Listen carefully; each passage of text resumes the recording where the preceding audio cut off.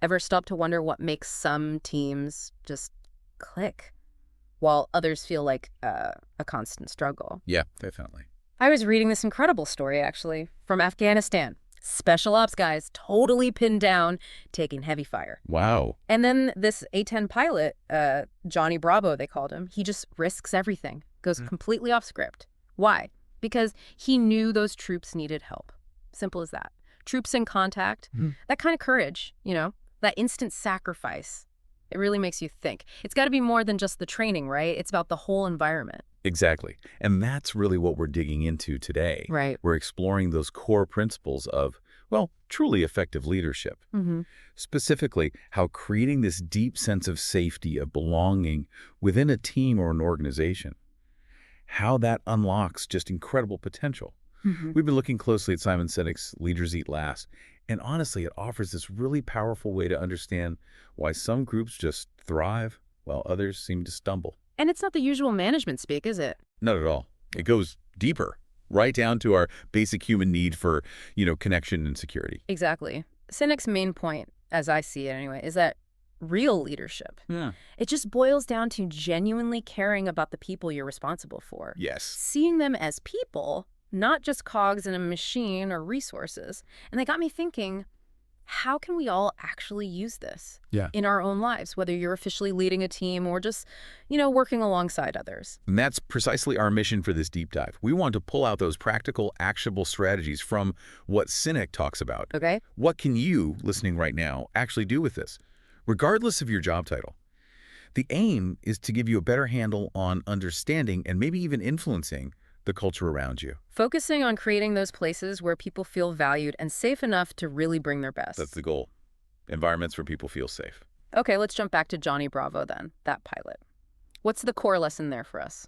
Well, what's so striking is how Sinek uses that story to really drive home our fundamental need for safety, for what he calls protection from above. Protection from above, okay. Yeah, and the key quote he highlights is this: if the conditions in which we work meet a particular standard, every single one of us is capable of the courage and sacrifice of a Johnny Bravo. Ah, okay. So it wasn't that the pilot was uniquely heroic, but the conditions allowed that heroism to come out. Precisely. It's not about finding superhuman individuals. It's about fostering an environment where that innate human capacity for courage, for looking out for each other, can actually emerge. So it's less about waiting for a hero and more about creating the conditions for heroism in everyday people. You got it. And that leads directly into his concept of the circle of safety. Right, a circle of safety. When leaders genuinely make the well-being of their people a priority, it creates this powerful ripple effect. Those people, they feel safe. And in turn, they dedicate themselves to protecting and advancing the well-being of each other and the organization as a whole. It becomes mutual. Exactly. That shared sense of security is what really unlocks potential. People stop focusing inward on self-preservation and start looking outward towards the group's goals. I can totally see that. I remember this one time, my manager, she really went to bat for our team, shielded us from some, unnecessary corporate drama upstairs. It wasn't even a huge crisis, but just knowing she had our backs like that, it made a difference. We all felt, safer, and honestly, we were all much more willing to go the extra mile afterwards. That's a perfect example. That's the circle of safety right there. When that protective layer exists, people feel empowered.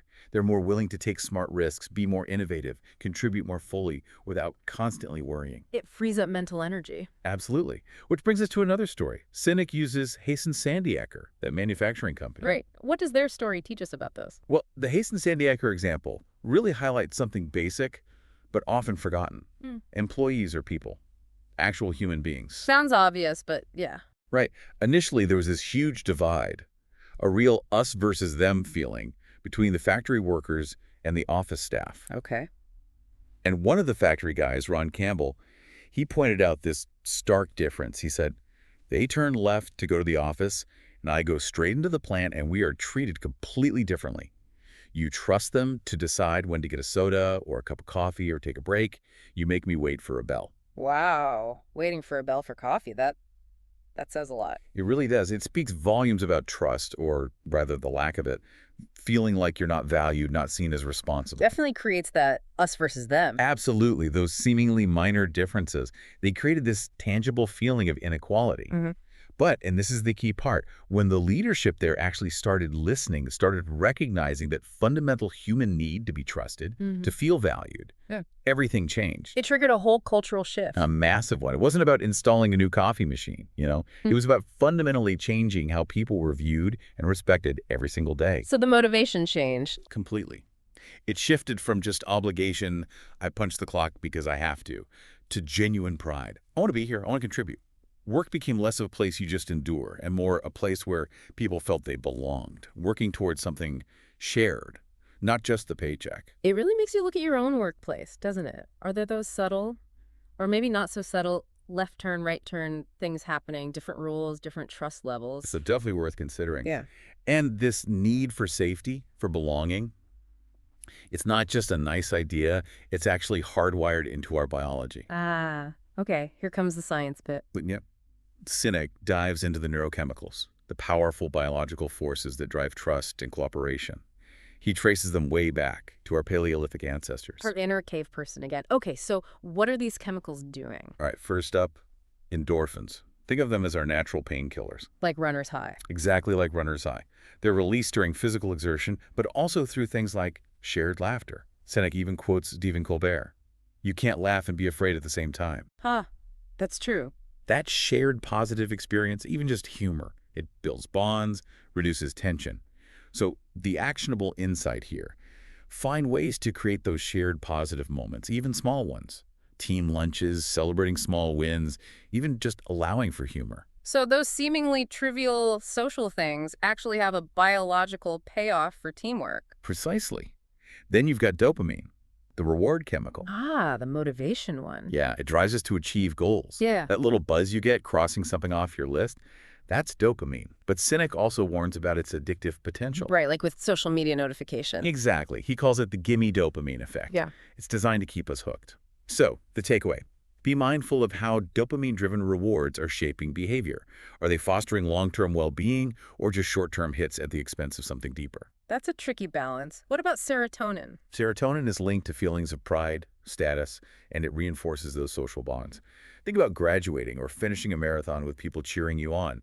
It's that feeling of significance within the group. Sinek says, the more we give of ourselves to see others succeed, the greater our value to the group and the more respect they offer us. So the action point.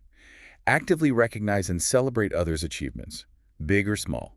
Public praise, a simple thank you, it matters. So acknowledging good work isn't just being nice, it's actually tapping into a biological need for status and belonging. You got it. Yeah. And finally, the big one, oxytocin, often called the love hormone or the trust hormone. Right. It fosters connection, safety, trust. It's boosted by things like physical touch handshakes, hugs, but also by acts of generosity and empathy. Sinek points out how vital it is, even mentioning that children deprived of human contact struggle with trust later on. Wow. And get this, oxytocin actually boosts our immune system and makes us better problem solvers. So, the insight. Cultivate genuine empathy and connection. Small acts of kindness, really listening, they release oxytocin, building trust and safety. Okay, so these chemicals aren't just interesting facts, they are fundamental drivers. But what happens when things go wrong? When that safety breaks down, Sinek introduces Ken, the executive. All right, Ken. He's kind of the archetype for many people in modern workplaces. Outwardly, he's doing okay, successful even. But inside, he feels unfulfilled, just fine. Just fine, not exactly thriving. Not at all. And Sinek uses Ken to illustrate what happens when that circle of safety is weak or non-existent. It triggers a biological stress response, cortisol release. The stress hormone. Exactly. And here's the crucial link Sinek makes. Cortisol actually inhibits the release of oxytocin, the chemical responsible for empathy. Oh, wow. So stress literally makes us less empathetic, less connected. It becomes a vicious cycle. Lack of safety leads to stress. Stress inhibits oxytocin, which makes us more self-focused, less trusting, less cooperative, which further erodes safety. That's kind of depressing. It can be. Yeah. Sinek uses this really striking analogy. He compares adapting to a toxic work culture to climbing Mount Everest. How so? You might acclimatize, you might survive the dangerous conditions, but it's incredibly taxing and definitely not an ideal state for peak performance or well-being. You're just coping, not thriving. That really puts it into perspective. The actionable insight there seems to be, pay attention To your own stress, to the team's vibe. Absolutely. Chronic stress, that feeling of walking on eggshells, it's a huge red flag that the circle of safety is compromised. Which makes the idea of earned status even more important, right? It's not about the title. Precisely. It has to be earned through contribution. Stanek talks about a study with people wearing fake designer clothes. Oh, yeah. They didn't feel the status. He says, faking it, it turns out, makes us feel phony. Status is biological. We have to earn it to feel it. It has to come from genuine contribution to the group's well-being. So it's about what you do for the group, not just the label you wear. The action then is focused on contribution, helping others succeed. Exactly. That's where real respect and influence come from. Not from trying to look the part, but from actually being the part, someone who cares and contributes. Sinek gives some great examples of this in action, the styrofoam cup story, with the Undersecretary of Defense. Yeah, that's a brilliant little anecdote. By choosing a simple styrofoam cup, just like everyone else had, instead of ceramic or something fancier. He signaled equality. Exactly. Humility, connection. I'm one of you. It broke down that perceived hierarchy instantly. A small act, but symbolically powerful. The insight. Look for those small ways to demonstrate humility and connect on a human level. It reminds me of Bob Chapman at Barry Wemmeler during the 2008 crisis. No layoffs. Yes, that's a huge example. Yeah. Instead of layoffs, they implemented a mandatory furlough program. Everyone took a hit from the CEO down. Right. Chapman's reasoning was simple and profound. It is better that we all suffer a little, so that none of us has to suffer a lot. And the impact. Incredible. Instead of fear and backstabbing, it generated immense loyalty. People started spontaneously helping each other out, trading furlough days, pooling resources. The circle of safety held strong, even under immense pressure. That's powerful. So the actionable thought is, in tough times, how decisions are made and communicated matters hugely. Prioritize the collective. And do it transparently and empathetically. It builds incredible resilience. Now, Sinek also warns about something he calls abstraction, treating people like numbers. Yes, this is a huge danger in modern organizations. When we only see spreadsheets, metrics, customer segments, employee IDs. We lose the human element. Completely. Sinek puts it starkly. We no longer see each other as people. We are now customers, shareholders, employees, avatars, online profiles. We lose the connection to their actual lives, their struggles, their humanity. He gives that example comparing the emotional reaction to statistics about a war versus the story of one specific person affected. Right. The numbers numb us. The individual story connects us. Abstraction kills empathy, and it directly undermines trust. Because trust needs connection. Exactly. Sinek is adamant. Trust is not formed through a screen. It is formed across a table. It takes a handshake to bind humans. There is no such thing as virtual trust. Oof. That's a direct challenge to our increasingly digital world. It is. The actionable insight is clear, though may be difficult. Prioritize real human interaction. Face-to-face when possible. Video calls over emails. Pick up the phone. Make time for actual connection. Even brief connections matter, it seems, which ties into Dunbar's number, right? The ideal group size. Yeah, Robin Dunbar's research suggests our brains have a cognitive limit, around 150 people, for maintaining stable social relationships where you actually know people and how they relate to each other. So beyond that, things get abstract, less connected. It gets much harder. You can't maintain that same level of personal connection and mutual trust easily. Sinek mentions a company where cooperation actually worsened after they moved to a big open plan office, precisely because they grew beyond that number. Interesting. So the actionable point is be mindful of scale. If you're in a large organization, find ways to create smaller, tighter teams. Exactly. Foster those smaller circles within the larger structure to maintain that crucial sense of belonging and effective collaboration. And that ties back to seeing the impact of our work too, doesn't it? The Wharton fundraiser study. Oh, absolutely. Adam Grant's study, it was amazing. They had university fundraisers calling alumni for donations. Pretty standard stuff. Yeah. Then they arranged for the fundraisers to briefly meet a student who had actually received a scholarship funded by those donations. Just a 5-minute chat. Okay. And the result? The result was staggering. The fundraisers who met a recipient spent more time on the phone, and their average weekly revenue increased by over 400%. 400%, just from a 5-minute meeting. Incredible, isn't it? It shows the power of purpose, of seeing the tangible human impact. Sinek says, as social animals, it is imperative for us to see the actual tangible impact of our time and effort for our work to have meaning. So we're motivated when we see we're actually helping someone. Deeply motivated. Yeah. The actionable insight. Find ways, even indirect ones, to connect your work or your team's work to the end beneficiaries. Show the human impact. It fuels purpose like nothing else. That makes so much sense. It's not just about the task, but the why. Sinek also talks about valuing time and effort differently than money. Yes, he makes a great point. Money is renewable, fungible, but time and effort, they're finite, non-redeemable. Once you spend an hour, it's gone forever. Exactly. So, if someone is willing to give us something of which they have a fixed and finite amount, we perceive greater value. A boss who takes the time to mentor you, to help you solve a problem, often builds far more loyalty than one who just throws a bonus at you. Because the time feels like a genuine investment in you. Precisely. So the action point is, consider how you offer your time and energy to support others. It can be a much more powerful motivator and trust builder than purely transactional rewards. And all of this building trust, seeing impact, valuing time, it doesn't happen overnight, which brings us to patience. The rule of 7 days and 7 years. Right. Sinek uses the analogy of a first date. You might have a great time, feel that dopamine rush, but you don't instantly trust that person with your life savings, right? Haha, definitely not. Trust, real trust, the oxytocin kind, takes time, consistent effort, showing up reliably. It's a slow build. So the actionable insight is simply be patient. Building a strong culture, strong relationships, it's a long game.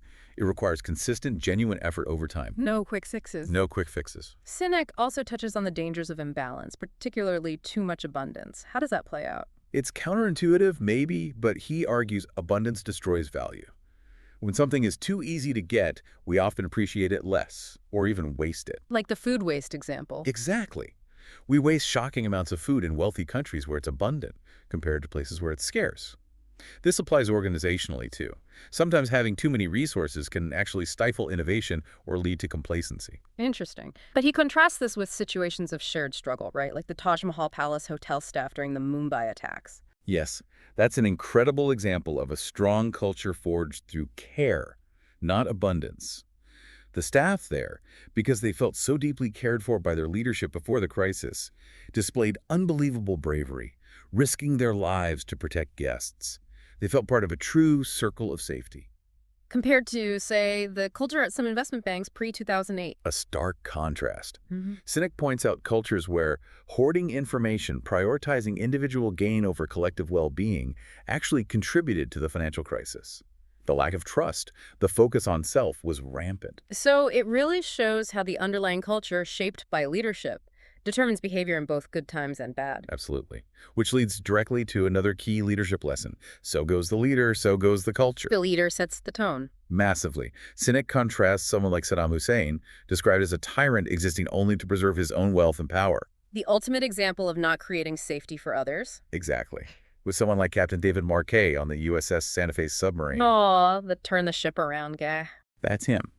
He transformed one of the worst performing subs into one of the best. Not by giving more orders, but by pushing control down. By creating an environment where everyone was expected to think, to take responsibility, to speak up. He built trust and competence from the bottom up. That required immense trust from him initially. It did. And integrity is key. Sinek mentions a Marine Corps colonel explaining why Marines are truthful. Because their buddies' lives depend on it. Trust is built on integrity. When leaders lack it, the whole structure crumbles. Like the Bank of America debit card fee backlash he mentions? Yeah, a classic example of a company appearing to act against its customers' interests, prioritizing short-term profit over the relationship. It eroded trust instantly. Which ties into the whole debate around shareholder primacy, doesn't it? Oh, definitely. Sinek unpacks this whole shift in business philosophy, tracing it back to Milton Friedman and the idea that the only social responsibility of business is to increase profits. The shareholder value mantra. Right. Which led to things like Jack Welch's rank and yank system at GE, creating internal competition, often at the expense of collaboration and safety. But Sinek argues this isn't even legally required. He references legal scholar Lynn Stout, who argues convincingly that shareholders don't legally own corporations in the traditional sense, and there's no actual legal mandate to maximize share price above all other considerations, like employee well-being or long-term stability. So it's more of a dominant philosophy than a legal necessity. Exactly, and a potentially dangerous one. He points to the Deepwater Horizon disaster as a catastrophic example where prioritizing cost-cutting and speed over safety had devastating You consequences. think the numbers ahead of the people. Tragically so. Contrast that with someone like James Sinek at Costco. Right. Costco always comes up as an example of treating employees well. Because Sinek built the company on a people-first principle. Pay fair wages, offer good benefits. He knew, as Sinek quotes, if the company treated their employees like family, their employees would reciprocate with trust and loyalty. And look at Costco's long-term success. It seems putting people first isn't just nice, it's actually good business. The evidence suggests it's better business in the long run, but it requires that long-term perspective. Sinek also talks about a very modern challenge, our relationship with technology and social media. Yeah, he calls it a very modern addiction. The constant dopamine hits from likes, shares, notifications. It's designed to be addictive. It is. And he warns that while it feels like connection, it can often substitute for genuine, deep human interaction, the kind that builds real oxytocin-fueled trust. He mentions a study showing Facebook use can actually increase feelings of loneliness. Right. University of Michigan study. The more people used Facebook, the less satisfied they felt with their lives over time. It suggests virtual connection isn't the same as real-world belonging. So what's the antidote? Real communities, real interaction. He points to groups like Alcoholics Anonymous as powerful examples of circles of safety people supporting each other through shared struggle face-to-face. That idea of shared struggle comes up again. It seems counterintuitive, but challenges can actually bring people closer. Absolutely. Remember, the endorphins and oxytocin released during shared hardship. We often look back fondly on those tough projects where the team really pulled together. Yeah, you bond through the difficulty. Exactly. Sinek notes how military branches cooperate much better in combat than they often do in peacetime. The shared external threat forces collaboration. He argues that truly inspiring goals are often the ones that seem almost impossible, that outsize the available resources. Because it forces innovation. It forces innovation, creativity, and deep cooperation. Think of Bill Gates' early vision for Microsoft, or Steve Jobs' vision for Apple. The goal seemed audacious, pushing everyone to work together in new ways. So having a clear, compelling, maybe even slightly intimidating purpose is crucial. A unifying purpose that necessitates working together. Okay, we've covered a lot of ground, drawing heavily from Leaders Eat Last. As we wrap up, what are the absolute core takeaways listeners should hold on to? I think there are a few key things. First, actively prioritize creating that circle of safety. Whether you're a formal leader or not, focus on making the people around you feel supported, trusted, and valued. It's foundational. Right. Safety first. Second, remember it's biological. We are wired for connection. Recognize contributions, foster empathy, enable real interaction. You're literally tapping into the neurochemistry of trust and cooperation, boosting oxytocin and serotonin. Connect on a human level. Third, fight abstraction. See the people, not just the numbers or roles. Connect the work to its real-world human impact whenever possible. Purpose matters. People over metrics. Got it. And finally, be patient. This isn't a checklist you complete by Friday. Building trust, shifting a culture, it takes time, consistency, and genuine effort. Play the long game. Safety, biology, anti-abstraction, and patience. That's a great summary. So for everyone listening, maybe the actionable step for this week is just to pick one of those. Exactly. Identify one small thing you can do. Maybe it's intentionally recognizing someone's contribution. Maybe it's scheduling a brief coffee chat instead of sending an email. Maybe it's just listening more empathetically in your next meeting. Small steps, consistently applied. And definitely if this resonates, exploring Sinek's work further, Leaders Eat Last especially, is well worth the time. Absolutely. So maybe a final thought to leave everyone with. Well, here's something to consider. In a world increasingly obsessed with metrics, with short-term results, with individual achievement, could it be that the most powerful, most sustainable, and ultimately most human advantage comes from prioritizing the safety and belonging of the group? What if the true measure of leadership isn't just what we achieve, but the strength of the circle we build around us? What kind of legacy is that? Measured not just by output, but by the trust, the cooperation, the human thriving we fostered along the way. Something to think about.